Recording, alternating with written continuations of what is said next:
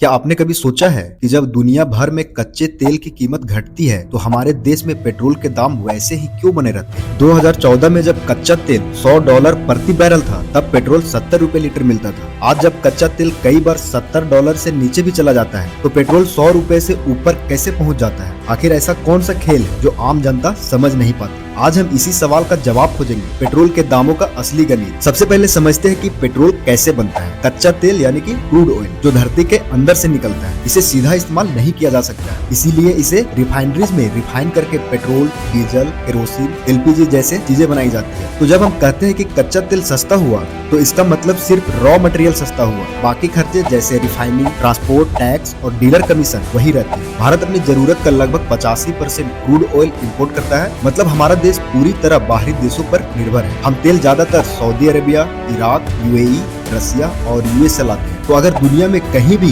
Geopolitical tension बढ़ता है, जैसे युद्ध हो गया या सप्लाई डिसरप्शन हो गया, तो उसका सीधा असर भारत में तेल की कीमत पर पड़ता है। अब आते हैं असली मुद्दे पर, टैक्स। भारत में पेट्रोल का दाम कच्चे तेल से ज्यादा सरकारी टैक्सों पर निर्भर करता है। मान लीजिए 1 लीटर पेट्रोल की बेसिक कीमत सिर्फ 40 रुपए है। अब इसमें जुड़ता है केंद्रीय सरकार का टैक्स, जैसे 20 रुपए होगा, राज्य सरकार का टैक्स जैसे 25 रुपए होगा, डीलर कमीशन 3 रुपए होगा, ट्रांसपोर्ट कॉस्ट 2 रुपए होगा। तो कुल मिलाकर 1 लीटर पेट्रोल के दाम 90 से भी ज्यादा हो जाता है, यानी लगभग 55% हिस्सा टैक्स का होता है। अब समझिए, जब कच्चे तेल की कीमत घटती है तो सरकार उसी अनुपात में टैक्स बढ़ा देती है ताकि उसकी कमाई बनी रहे, और यही वजह है कि जनता को राहत नहीं मिली। 2014 के बाद भारत में एक बड़ा बदलाव आया। पेट्रोल की कीमतें अब सरकार नहीं बल्कि कंपनियां तय करती है। ऑयल मार्केटिंग कंपनी जैसे इंडियन ऑयल हो गया, एचपीसीएल हो गया, बीपीसीएल हो गया, हर दिन इंटरनेशनल प्राइस के हिसाब से रेट बदलती रहती है। इसे कहते हैं डायनामिक प्राइसिंग सिस्टम। लेकिन कहानी यही खत्म नहीं होती, क्योंकि सरकार के टैक्स तय रहते हैं। इसीलिए अगर कच्चा तेल सस्ता भी हो जाए तो इसे टैक्स बढ़ाकर कीमत वही रखी जाती है। 2014 से 2021 के बीच सरकार ने एक्साइज ड्यूटी लगभग 9 गुना बढ़ाई। 2014 से 2021 के बीच ने केंद्र सरकार ने एक्साइज ड्यूटी लगभग 9 गुना बढ़ाई, मतलब जनता को राहत मिलने की बजाय सरकार की कमाई बढ़ी। 2014 में कच्चा तेल था लगभग $105 पर बैरल और पेट्रोल था 72 रुपए लीटर।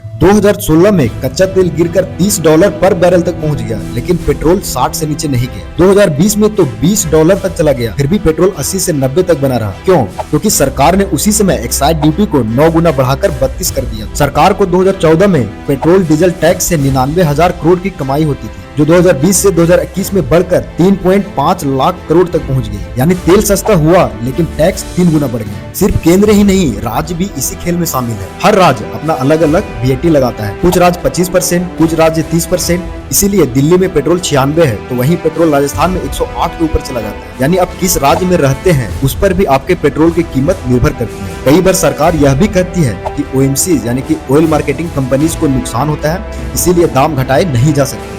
लेकिन अगर आप रिकॉर्ड देखें तो IOC, BPCL, HPCL ने 2022 से 2023 में रिकॉर्ड प्रॉफिट कमाया। मतलब कंपनियां भी फायदा उठा रही है और सरकार भी। नुकसान सिर्फ जनता का है। अगर हम दुनिया से तुलना करें तो भारत उन देशों में से एक है जहां पेट्रोल सबसे महंगा बिकता है। 2023 में भारत का एवरेज 104 रुपए प्रति लीटर था, जबकि USA में 83 रुपए प्रति लीटर, चाइना में 80 रुपए प्रति लीटर और UAE में 65 रुपए प्रति लीटर। फर्क सिर्फ टैक्स का है। USA में टैक्स सिर्फ 6 रुपए प्रति लीटर है, जबकि भारत में 50 रुपए के आसपास। तो क्या किया जा सकता है? सरकार चाहे तो एक्साइज ड्यूटी और VAT घटा सकती है, लेकिन ऐसा तभी होगा जब उसे अपनी कमाई का दूसरा रास्ता मिलेगा। सरकार को तेल से मिलने वाले टैक्स बहुत बड़ा रेवेन्यू सोर्स है, जिससे रोड, वेलफेयर स्कीम्स और सब्सिडीज चलती है। इसीलिए सरकार कभी पूरी राहत नहीं देती। तो अब आपको समझ में आ गया होगा कि जब कच्चा तेल सस्ता होता है फिर भी पेट्रोल महंगा क्यों रहता है। असल कारण है टैक्स सिस्टम, सरकारी रेवेन्यू और कंपनियों का मुनाफा। यानी तेल का खेल सिर्फ अर्थशास्त्र नहीं बल्कि राजनीति भी है। तो अगली बार जब पेट्रोल के दाम बढ़े या घटे तो सिर्फ तेल सस्ता हुआ ये खबर मत देखिए कि टैक्स घटा या नहीं, क्योंकि असली कंट्रोल जनता के नहीं सरकार के हाथों में है।